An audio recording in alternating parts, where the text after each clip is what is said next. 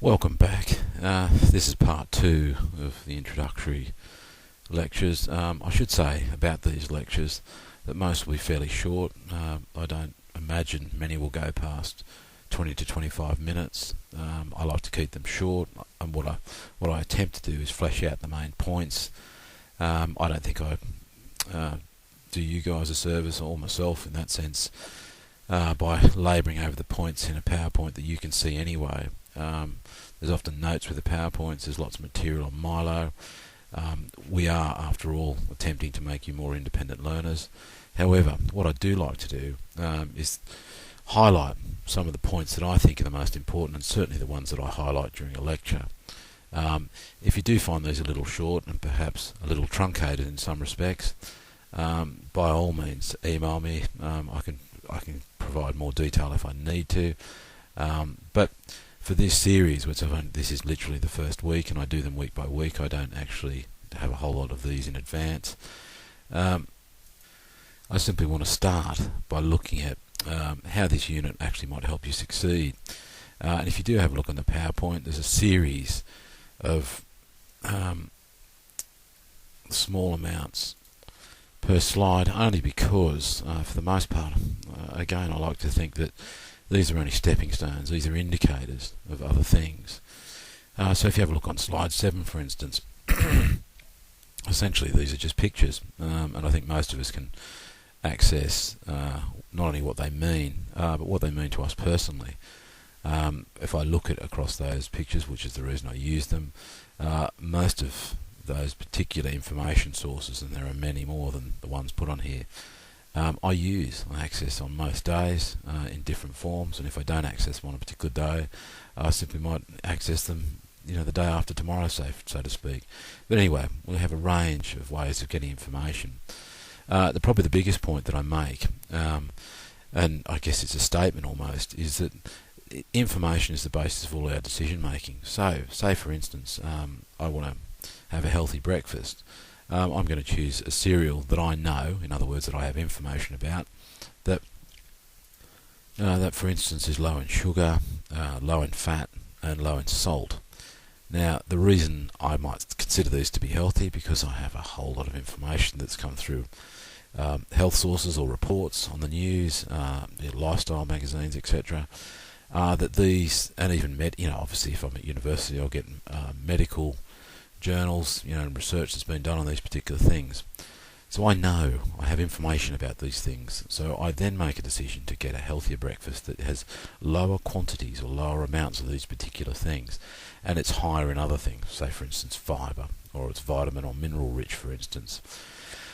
Equally, I could say that I buy certain clothing, buy shoes, even go to certain events based on the information that I have about those. Now in the case of, say, a film, I might actually get information via a critic's review page, say for instance Rotten Tomatoes, or I may simply read in a newspaper the critiques that are written by people who go and see these things all the time. Now that information, particularly when I'm armed with it, might help me to make a decision about whether I go and see a film, for instance, or go and see a band. And for me this is quite important. Equally, if we take it a step up, we look at university. Certain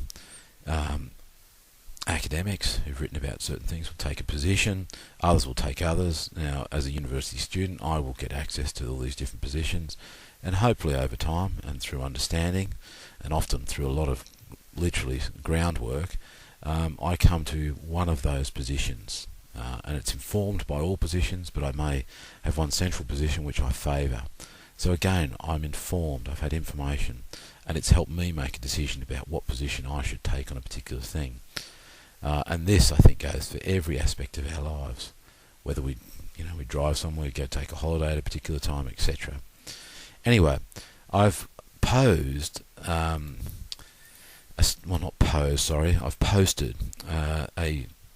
piece of information that was distributed around the internet. If you have a look on slide 9, there's an US and Immigration and Customs Enforcement notice, and I'd be intrigued if you read this and see what you make of it without actually going further into the PowerPoint. The questions that follow, you can answer these from what you've read. So where does it come from? Why was it written? What does it say? What opinions might you form from this? Who might use it in the future? Now, even without understanding of some of the politics in the Middle East, you could answer several of these questions. If you have some understanding of the history of the problems in the Middle East, particularly with the Palestinians and the relationship between America and Israel, for instance, you could not only answer these, but maybe a little bit surprised. Probably the most surprising thing is, given that the document looks fairly authentic, is that it's actually fake. Rather intriguingly, it was used to be derisory to Barack Obama and to make him appear to literally back Hamas, which was seen to be a terrorist group or a militant group of Islam, particularly active in places like the Lebanon. Many people have formed opinions based on this document, even though it's fake. Now, this is the intriguing thing about information and why it's so important to understand where information comes from. And if you look at slide 12, for instance, I've put here accurate decision making needs accurate information. Now, if we based our opinions on things like that, and there's much material like that on the internet, then we have to be fairly sceptical about what we read, and we certainly can't be emphatic about making statements about certain things not without first-hand experience. Now, obviously and practically, we don't have first-hand experience for a lot of things. You know, for instance, a news event that's happening in Mongolia today. I'm sitting in Tasmania. I can only go by what I get through Reuters and what I get through other news agencies. Those reports are obviously going to be skewed to some extent by the reporters, but also by the vantage point or the viewpoint of the actual writer, the political positioning, and then through the gatekeeping, which news agencies do. So in other words, they sanitise, homogenise certain events, certain things are not included, for instance graphic material, including swearing or of sexual nature or violence. And at the exclusion of those things, we are left to either imagine or try and understand the events of these particular that particular incident or event without that information. Now, it's intriguing that we don't get it in the first place. Why is it that, say for instance in Russia, you can see the results, literally the physical results of someone committing suicide or being murdered in all its graphic detail, whilst in countries like America, England and Australia, for instance, we don't see those. We get taken to the point where perhaps you'll see the body under a blanket. We do not get to see the gory details. Now, that within itself is kind of intriguing, and it's sanitising. Whether it has any long-term benefits, I'm not so sure. And not that I necessarily want to see those things, but censorship in that sense, I do wonder: is it about sensibilities, or is it about protection? Is it just anxiety around the effects of violence, for instance? And I think rather intriguingly, during the Vietnam War, when real footage came back that hadn't been necessarily censored of Americans who'd been injured severely and was actually put on TV, you had an immediate downturn in the popularity of the war and the president.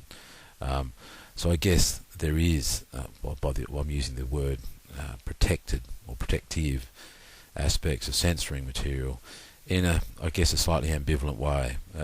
Other people up the top who are doing things, particularly say with wars, for instance, are they protecting their position and ensuring that the civil population is on their side, or is it simply protecting our sensibilities that we don't want to see the outcome of violence, for instance?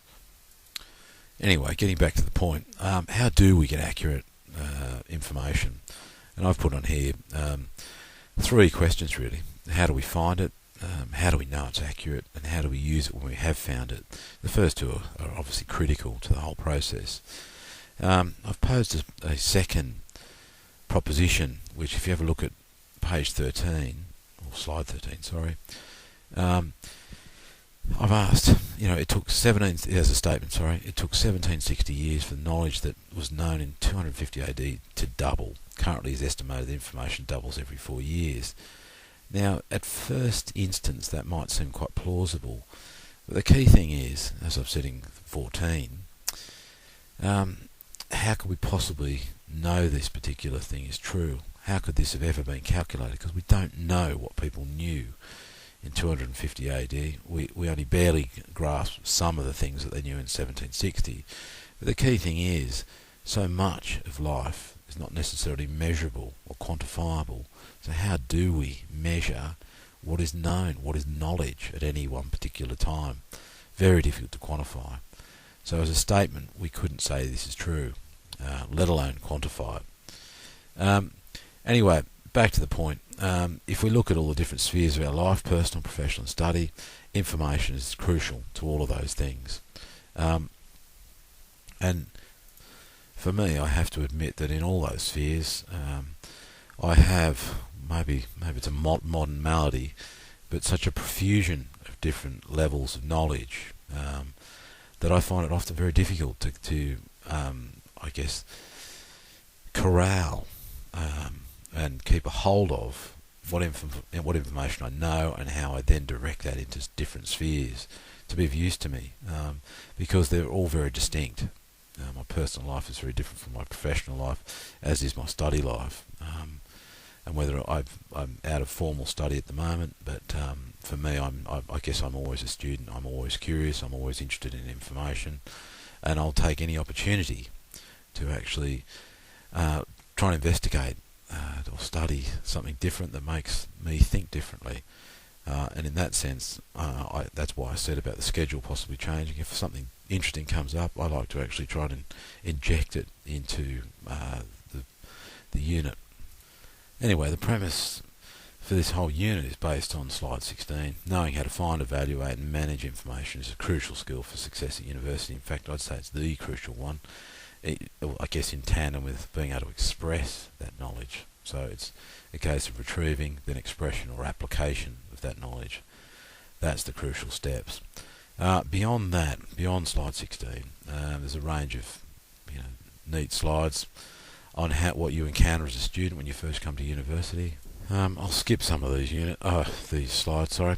If you look on 23 and 24, that slides that is. With good information skills, a student can, and then I've listed a whole range or bullet pointed them. To me, the most important thing is finding information quickly, and then determining what is useful, and I'm going to take you through that throughout the unit, being able to actually judge information very quickly, and then go in search of, retrieve, and then work out how you can use it within a particular piece of work or an assignment.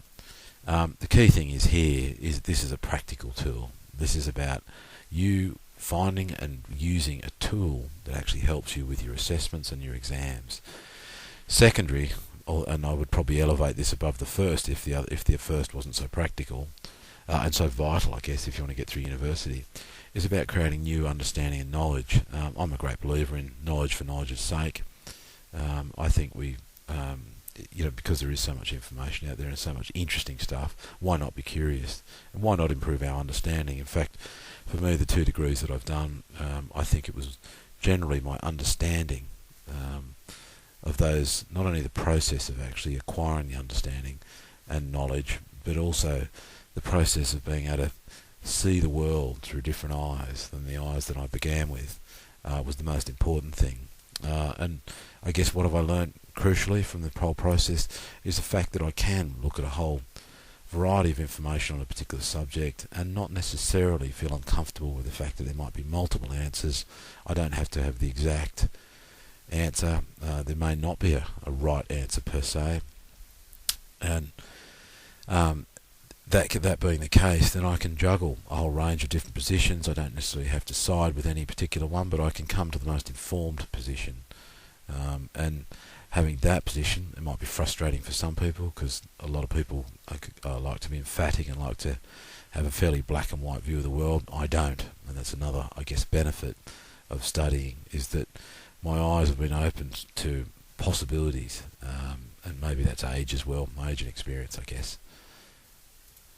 The other thing that I want to make clear here, that I want every student at the end of this particular unit to be able to reference and acknowledge easily and efficiently their sources. I would be doing you guys a disservice if you couldn't do that.